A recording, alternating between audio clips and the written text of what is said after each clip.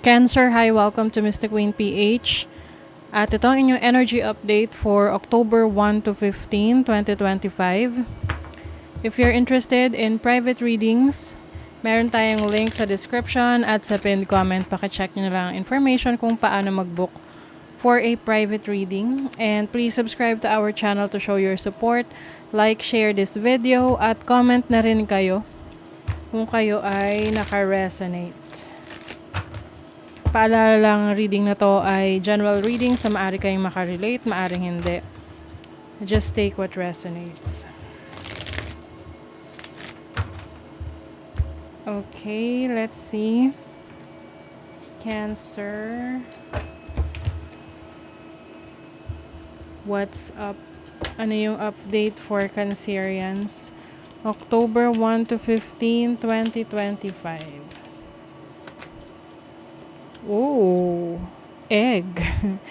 Birth. So, this can be a new beginning para sa inyo, no? May nagsisimula. This can be a new job, a new career, a new life. May mga nganak, maaring meron ding mabubuntis. O kaya you are launching something. May nagsisimula sa'yo, like bagong business or, starting a new chapter ng buhay mo. Maaring meron ka mga tinanggal na toxic sa buhay mo. That's why you are in the detoxification. Nagdi-detoxify ka. Maaring mas nagiging healthier yung lifestyle mo ngayon. Mas nagiging maingat ka sa mga taong pinakikisamahan mo or pinakikisalamuhaan mo.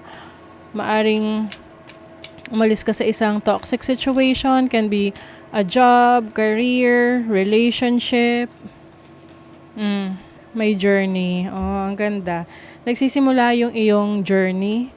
Journey to a new chapter ng buhay mo or may bago kang pinupursue sa life mo ngayon. You are trying new things.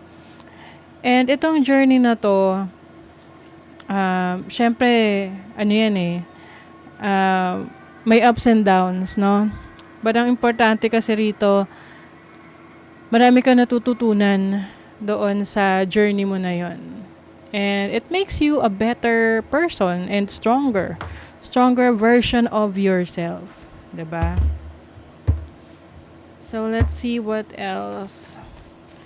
For Cancer, energy update, October 1 to 15. October 1 to 15. O, see? 8 of Cups. You are definitely leaving a situation. Tapos ka na doon sa phase na yon na alam mo na parang ikaw ay naguguluhan, nalilito. So, ngayon nakapag-decide ka na. And you are starting a new life. You are also exploring your options. Pwedeng sa trabaho to, may ine-explore ka na bagong opportunity sa work, sa business, sa career. May mga taong supportive sa'yo, sa mga ginagawa mo. At hindi to madali para sa'yo, no? May mga times pa rin na iniisip mo yung mga taong nagbigay sa'yo ng sama ng loob. Oh, the Tower. It's a process.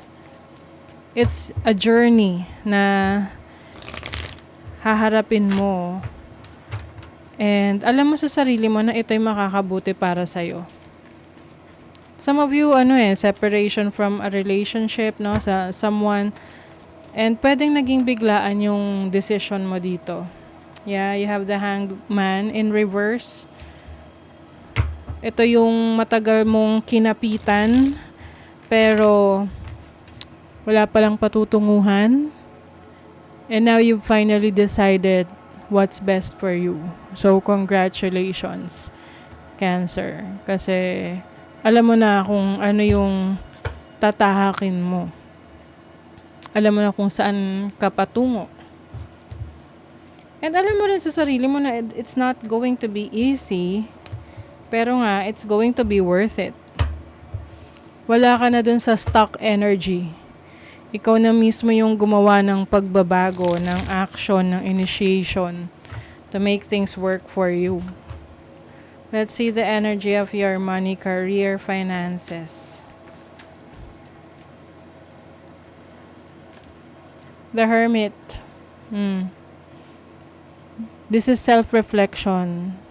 Yung iba kasi maaring um, yung oras, panahon ninyo sa isang trabaho, career, or business na alam mo na hindi naman na makakabuti para sa'yo pero tinuloy mo pa rin.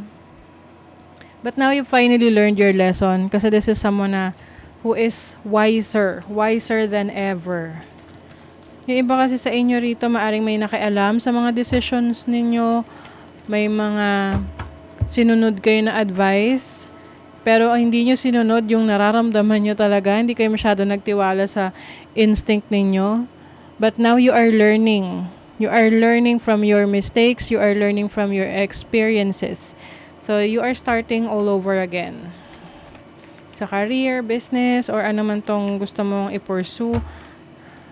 Yung iba, may pag-aaral na gagawin, doing your own research, or ikaw mismo yung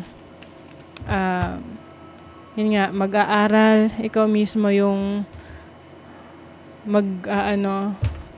mag-gather ng information. Sa relationship naman,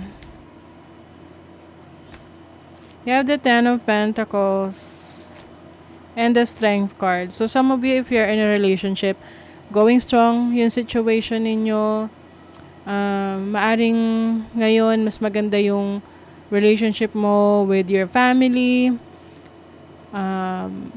There's abundance in your relationship. Parang ito ay inilaban mo talaga. So some of you, pwedeng ang naging challenging talaga related sa pera, sa career, sa business ninyo, sa trabaho ninyo. But when it comes to your relationship, pwedeng maganda naman ang takbo ng connection mo, ng relationship mo. Kahit single ka, no, this can be relationship mo sa sarili mo mismo or sa mga iba mo pang mahal sa buhay. Let's see what else. Yung iba pagdating sa family, meron kayong mga pupuntahang places ngayong first half ng October na kung saan mas marami kayong time para sa isa't isa. Pwede rin may mag-a-acquire sa inyo ng property.